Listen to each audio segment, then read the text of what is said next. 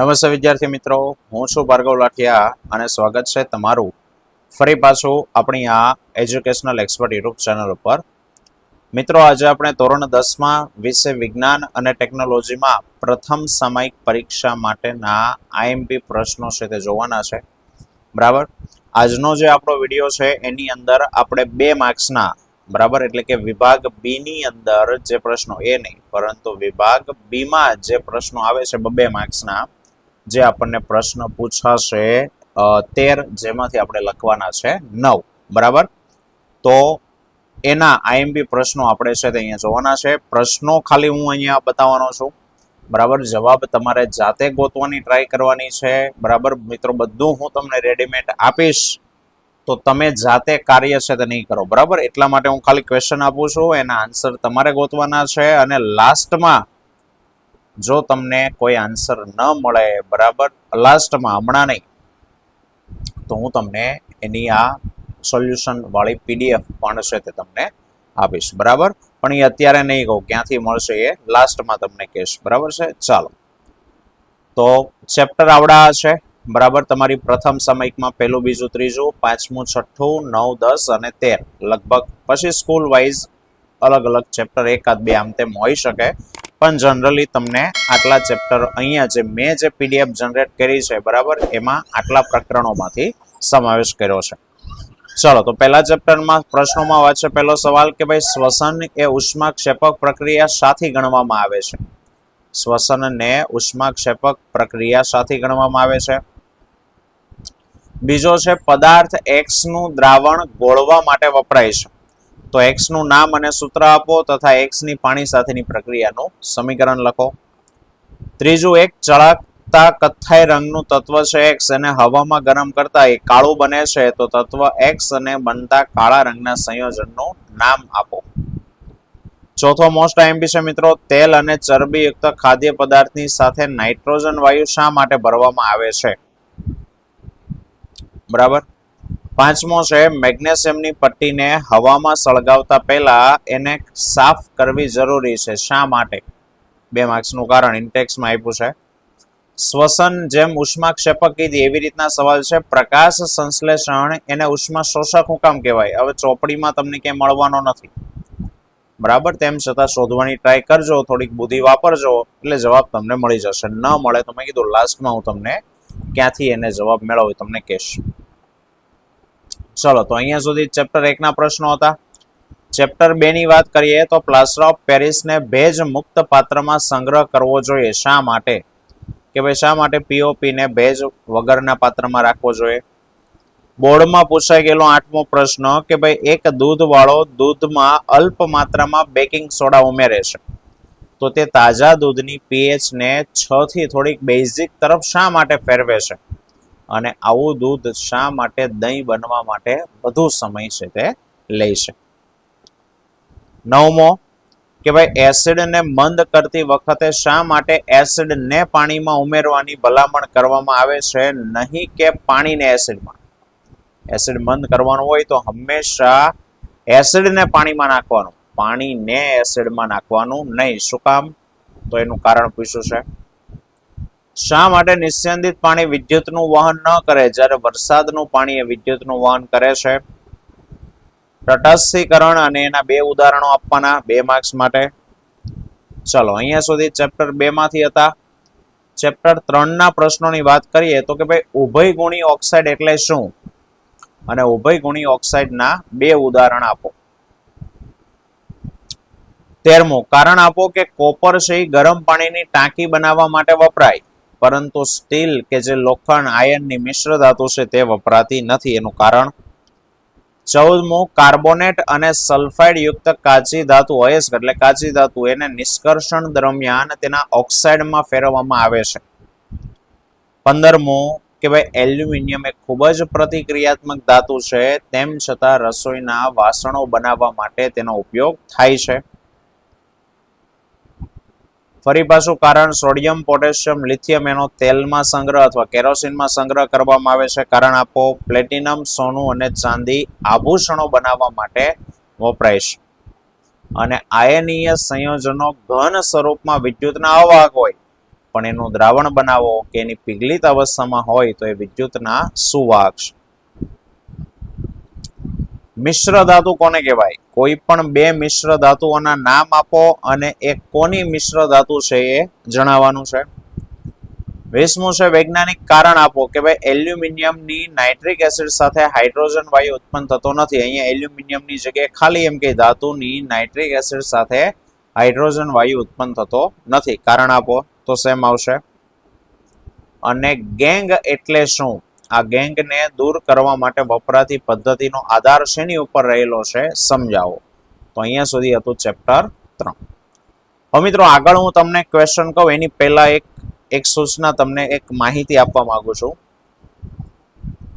કે આ બધાના જે પ્રશ્નોના જવાબ છે બરાબર મોસ્ટ આઈએમપી સવાલ છે. આ બધા પ્રશ્ન વિભાગ આપણને 80 માર્ક્સનું પેપર આવશે તો એમાં વિભાગ બી, સી અને ડી બરાબર 18, 18 અને 20 એટલે લગભગ 56 માર્ક્સ થાય. 24 માર્ક્સના હેતુલક્ષી બાદ કરો એટલે 56. જો તમે અહીંયા જેટલા પ્રશ્નો મેં 3 PDF ના 3 અલગ અલગ વિડીયો છે તે હું બનાવવાનો છું બરાબર. જો એની અંદરના તમામ સવાલ જો તમે કમ્પ્લીટ કરી નાખ્યા, તૈયાર કરી નાખ્યા તો હું છાતી ઠોકીને ગેરંટી આપું છું કે મિત્રો તમારા પ્રથમ સામયિકમાં 56 માંથી 56 માર્ક્સ આવશે. 24 હેતુલક્ષી અલગ છે પણ વિભાગ બી, સી અને ડી માંથી બધા જ પ્રશ્નો આની અંદરના આ અલગ હોઈ શકે પણ આપણી પાસે ઓપ્શન છે અથવાના છે બરાબર. એ લખી શકો અને પૂરેપૂરા માર્ક્સ છે તે આપણે મેળવી શકશું બરાબર છે. ચાલો આગળ વાત કરીએ. 5મું ચેપ્ટર જૈવિક ક્રિયા. તો સવાલ છે કે ભાઈ ફેફસાની અંદર વાયુકોષ્ઠ અને મૂત્રપિંડમાં મૂત્રપિંડ નલિકાની રચના અને ક્રિયાવિધિની તુલના કરો. એટલે કે મૂત્રપિંડમાં મૂત્રપિંડ નલિકા અને ફેફસાના વાયુકોષ્ઠ આ બેનો તફાવત છે તે આપવાનો છે. ત્રીજું છે એના પછી જલવાહક અને અનવાહક વચ્ચેનો તફાવત. સ્વયંપોષી અને વિષમપોષી વચ્ચેનો શું તફાવત છે એ આપવાનો. પછી છે કે ભાઈ આપણા જઠરમાં એસિડની ભૂમિકા સમજાવો. એસિડ શું કામ કરે છે જઠરમાં. પછી છે કે ભાઈ મનુષ્યમાં રુધિરનું બેવડું પરિવહનની વ્યાખ્યા આપો અને બેવડું પરિવહન શા માટે જરૂરી છે એ સમજાવો. 27 આપણા શરીરમાં ચરબીનું પાચન કેવી રીતે થાય અને એ પ્રક્રિયા ક્યાં થાય છે એને સમજાવવાનું છે. 28 મૂત્ર નિર્માણના પ્રમાણનું નિયમન કેવી રીતે થાય એ સમજાવો કે ભાઈ કઈ રીતે મૂત્રનું નિર્માણ છે તે શરીરમાં થાય છે. 2 માર્ક્સમાં એનો પ્રમાણનું નિયમન મૂત્ર નિર્માણ કેમ થાય એમ નહીં પણ મૂત્ર નિર્માણ કેટલું થશે એનો આધાર કોની ઉપર છે એ કહેવાનું છે. અને શા માટે આપણી જેવા બહુકોષી સજીવોમાં ઓક્સિજનની જરૂરિયાતને પૂરી કરવા માટે પ્રસરણ એ અપૂરતી ક્રિયા છે. 30મું છે કે ભાઈ લસિકા અને એના કાર્યો. 31 પ્રકાશ સંશ્લેષણ શું છે એનું સમીકરણ અને એમાં થતી ઘટનાઓ જણાવો. અને 32મું સ્વયંપોષી પોષણ વિશે ટૂંક નોંધ. મિત્રો અહીંયા થયા આ 5મું ચેપ્ટર.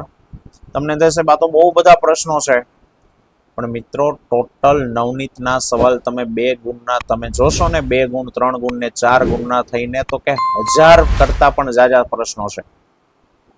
અને એમાંથી મેં તમને લગભગ અહીંયા 100 થી 125 જેટલા પ્રશ્ન આપું છું અને 100 થી 125 માંથી આપણને એક્ઝામમાં 54 માંથી 24 બાદ કરો એટલે 30 પૂછાવાના છે.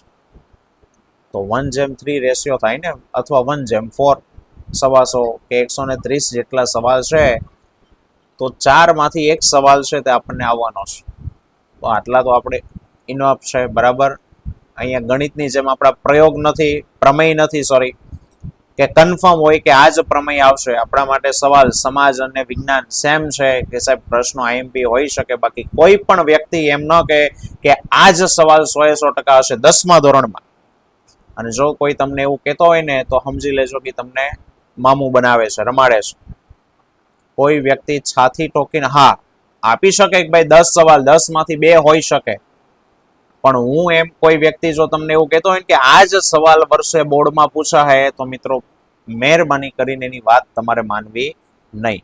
કારણ કે બોર્ડનું પેપર કઈ કાઢવા નથી ગયો પોતે બરાબર. હા બાય ચાન્સ એના નસીબ સારા હોય અને પેપરમાં આવી જાય તો 2 નંબરની વાત છે. બાકી એવી સંભાવના તો કે લગભગ 0 હું તમને એમ કહું કે ભાઈ આ એક સવાલ કરો, આ એક સવાલ બોર્ડમાં આવશે જ, ખોટું છો, હું પણ ખોટો છું. બરાબર? હા, 5 આપ્યા હોય, 10 આપ્યા હોય, 15 પ્રશ્નો તમને આપેલા હોય, એમાંથી તમને 2, 4, 5 પૂછે, એ ઓકે છે, એ આવી શકે. બરાબર? તો ધ્યાન રાખવું એ બાબતનું. ચલો 33મું છે કે ભાઈ સજીવોમાં નિયંત્રણ અને સંકલનની જરૂરિયાત શું છે? ચેપ્ટરનું નામ નિયંત્રણ સંકલન, તો એની જરૂરિયાત શું છે? 2 માર્ક્સનો એ પ્રશ્ન. પછી છે વનસ્પતિમાં રાસાયણિક સંકલન કેવી રીતે થાય? તફાવત આપો અનૈચ્છિક ક્રિયા અને પરાવર્તી ક્રિયા.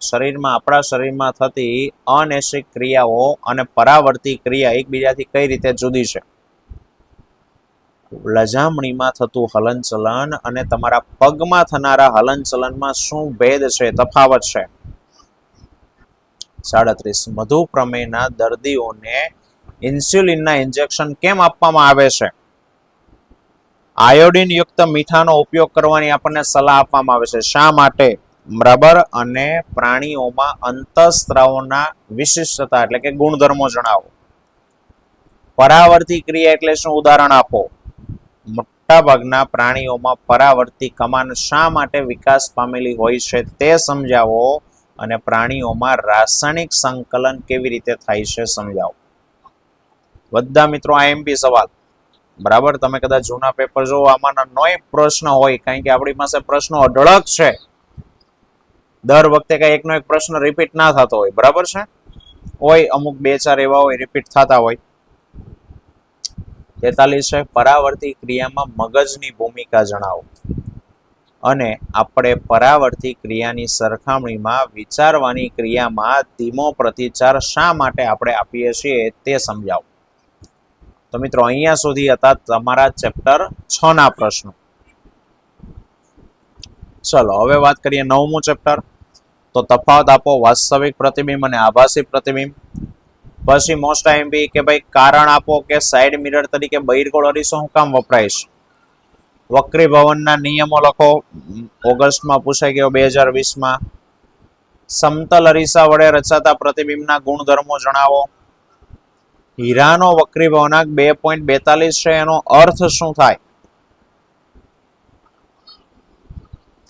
ચલો આ હતા તો કે ચેપ્ટર 9 ના. 10મા ચેપ્ટરમાં કે કોઈ અંતરિક્ષ યાત્રીને આકાશ ભૂરા રંગના બદલે કાળા રંગનું દેખાય.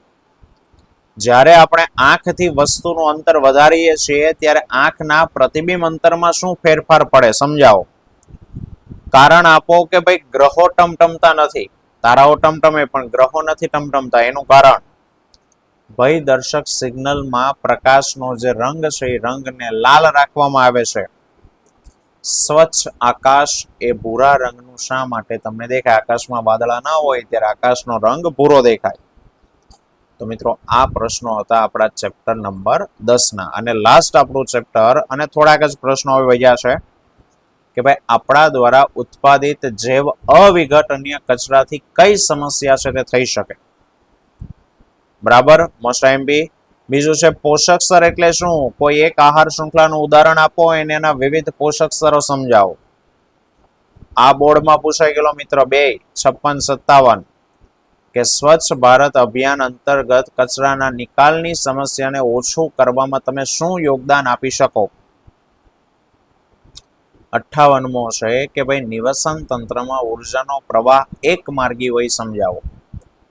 59મો પૂછાઈ ગયેલો કે ભાઈ પૂરા નામ લખો. CFC અને યુનેપ, ક્લોરોફ્લોરોકાર્બન અને યુનાઇટેડ નેશન એન્વાયરમેન્ટ પ્રોગ્રામ, સંયુક્ત રાષ્ટ્ર પર્યાવરણ કાર્યક્રમ. અને લાસ્ટ મિત્રો 2 ગુણનો સવાલ છે નિવસન તંત્રમાં વિઘટકોની ભૂમિકા જણાવો. 2 માર્ક્સ માટે. તો આ તમારા 2 માર્ક્સના મિત્રો પ્રશ્નો અહીંયા છે તે પૂરા થાય છે. રહી વાત સાહેબ આનો સોલ્યુશન, કે સાહેબ અમારે રેડીમેડ સોલ્યુશન જોતું હોય તો કે હું આપીશ, પણ હમણાં નહીં આપું. તમારે એક્ઝામના સમયે બરાબર એની હું લિંક છે એ નીચે ડિસ્ક્રિપ્શનમાં આપીશ. એ ટેલિગ્રામમાં ચેનલ પર જઈ અને તમે ત્યાંથી એની PDF મેળવી શકશો. પણ એ PDF હું અત્યારે મૂકવાનો નથી. એક્ઝામના સમયે તમે બને ત્યાં સુધી એને જાતે મેળવવાનો પ્રયત્ન કરો, અને અંતે ન મળે તો ત્યાં જઈને તમે છે તે જોઈ શકશો. બરાબર?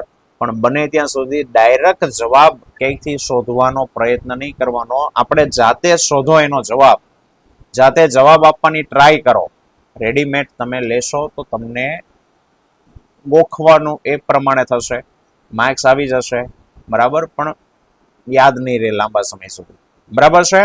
તો મિત્રો આ તો આજનો આપણો વિડીયો. આવતા લેક્ચરમાં પ્રશ્ન 3 માર્ક્સના જે પ્રશ્નો છે એની વાત આપણે કરશું. ચલો તો ફરી પાછા મળીશું. ત્યાં સુધી જય હિન્દ, જય ભારત.